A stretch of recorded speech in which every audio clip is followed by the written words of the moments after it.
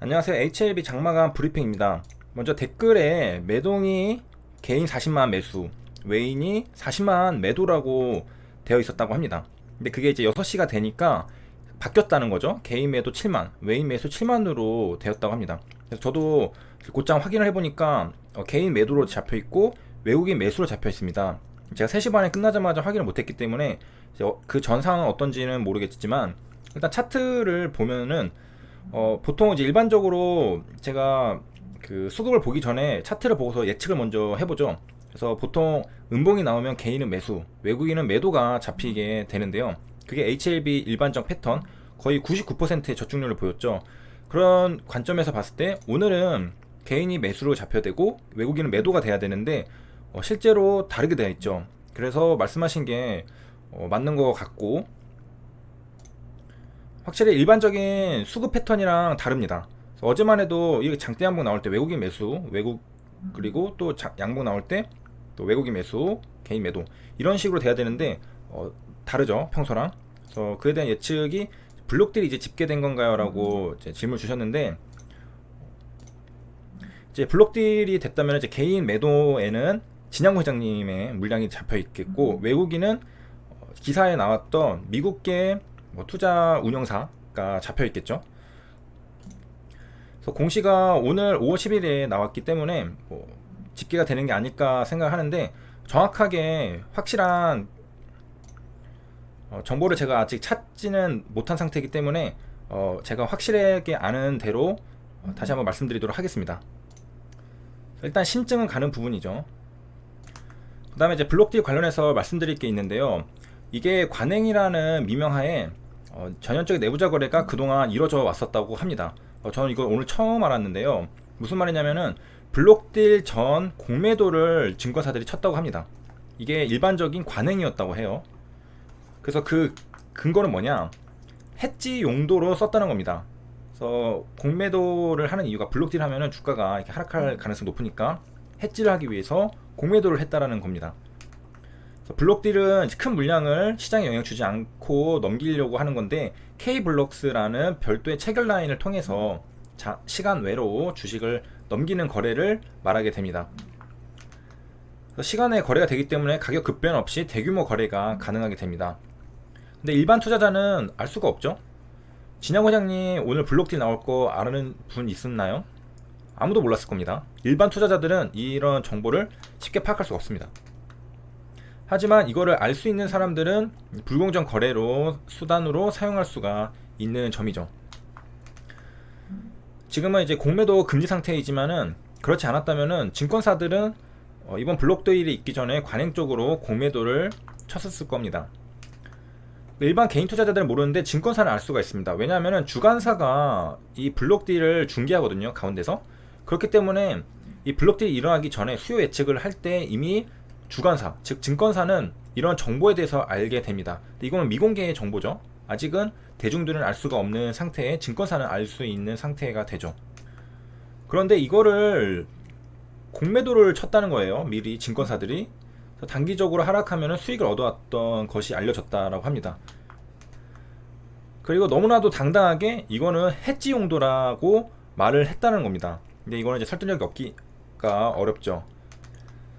그래서 이 미공개 정보를 이용하는 부분에 대해서 금융감독원이 조사를 하고 있고 조치를 취하려고 하는 흐름입니다. 2016년부터 시작이 되었고요. 그래서 이제 블록딜 사례를 보면은 가격이 있고 할인을 대부분 다 하게 됩니다. 다 할인율이 있죠. 보통 이제 마이너스 4에서 8% 사이로 할인을 해서 넘기게 됩니다.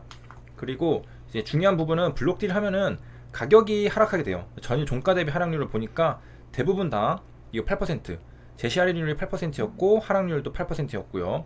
이것도 제시 할인율이 마이너스 11%, 마이너스 10%, 대략 가운데 마이너스 6%, 마이너스 6%, 가운데 마이너스 3%, 3%, 가운데 마이너스 5%, 5%. 그래서 전일 종가 대비 하락률이 요 블록딜 할 때 제시 할인율이랑 비슷하다, 상당히 유사하다는 것을 알 수가 있겠습니다.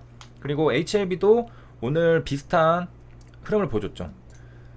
종가 가격이 공시에서 보면은 처분 단가랑 상당히 비슷한 가격, 대략 한 8% 정도 할인된 가격이었거든요. 그래서 비슷한 가격까지 하락을 한 걸 알 수가 있습니다. 2016년부터 이거를 이제 금감원이 근절하려고 노력했는데요. 2017년 5월 기사입니다. 헛구라는 제목의 기사가 나왔습니다. 블록딜 전 공매도는 아직도 여전하다. 하나, 신한, SK 등 제재 조치 불구에도 미공개 진행에 사전 파악은 어렵다. 라는 내용이 나왔습니다. 그래서 미공개 정보를 이용해서 공매도를 하는 관행이 계속 있다, 없어지지 않는다 라는 겁니다. 2, 3년 전부터 계속해서 각종 대책을 내놨는데 효과가 미미하다는 겁니다. 그래서 신한금융, SK, 그다음에 하나투자 등 이제 세계 증권사가 제재 조치를 받았는데도 계속 이어지고 있다라는 내용이죠. 하나씩 보면 이제 SK증권 같은 경우 2014년 1월, 2015년 7월까지 블록딜 매도 주문을 받은 5개 종목이 있었는데요. 그래서 14억 원을 차익 공매도, 일단 불법은 아니죠. 차익 공매도를 해서 대략 5천만 원의 차익을 챙겼습니다.